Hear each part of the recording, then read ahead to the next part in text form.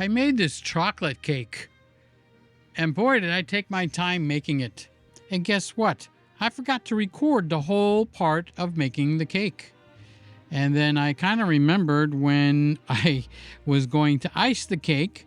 So I turned the camera on and I'm just kind of talking to myself. I think I got a phone call and all kinds of stuff like that.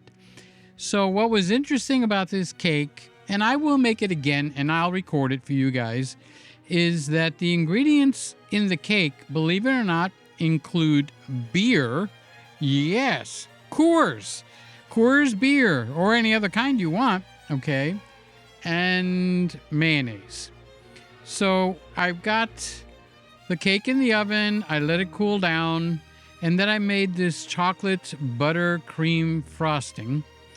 And I decided, okay, let's turn the cameras on, and you and I are going to have some fun watching me record and ice this chocolate cake.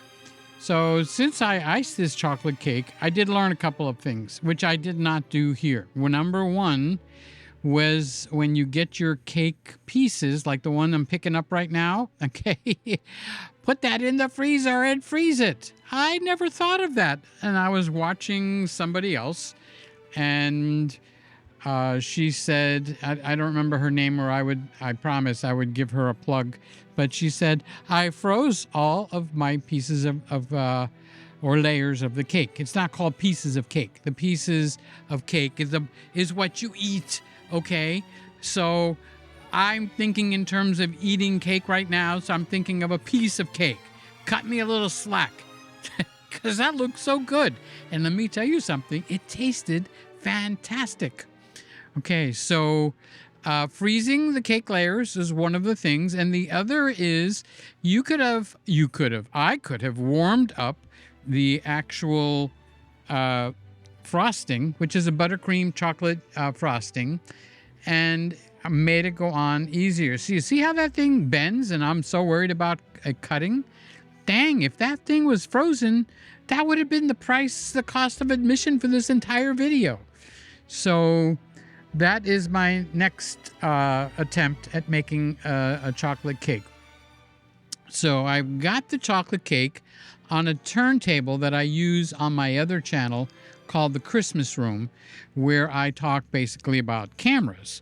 So I put that on there because you could actually plug that in and it will go round and round automatically for you, and you can even adjust the speeds. But I didn't turn it on. I just spun it. See how I'm spinning it now? Okay, so what I'm going to do is eventually, if I remember me making and doing this, because I'm doing the voiceover now. I'm watching my own video with you guys, okay? And I'm talking. All right, so now I just speeded up the video because that's the spinner thing, the turntable in action. So I'm able to go round and round and made it come out pretty cool. So I don't know why this just popped into my head. It's got nothing to do with this, but you see that over there where the stove is, there's a jar with an orange cap. That's not grease, that's honey. The honey, which was a little part of this cake here, crystallizes in my pantry. So what I have learned to do over time is just to keep it on that stove, because that's an old stove. That's from the 70s. So it's got a pilot lights, one on for the left two burners and one for the right two burners. And when you put the honey there, it doesn't crystallize. It keeps it warm, just warm enough where the honey is not warm. Okay. Now I'm going to attempt to go around. I'm catching my own attention here.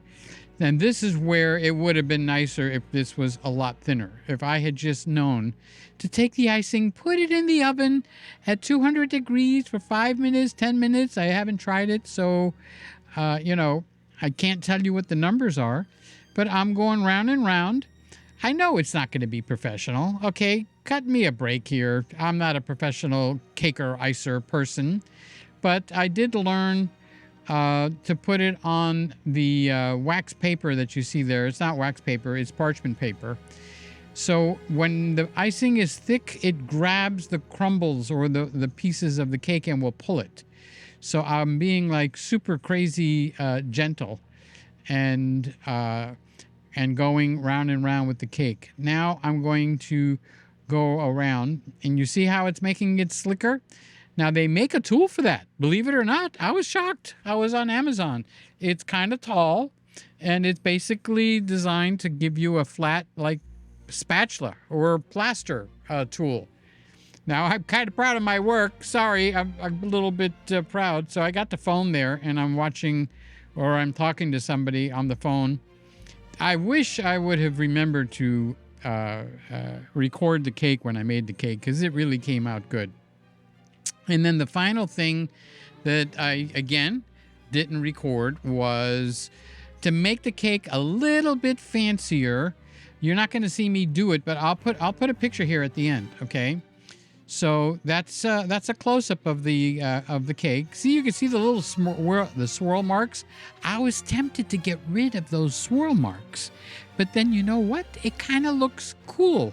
It's one of those boys and their toys kind of thing. So the swirl marks look good as I'm spinning that around. So I found me a candy bar, and I shredded it. And I just let the shreds fall all over the cake and on the sides and on the plate, and it kind of looked like posh, like you would see it in the Ritz-Carlton. All right, guys, thanks for watching. Catch you later. I love you. I promise, next time I will show me making the cake. Bye-bye.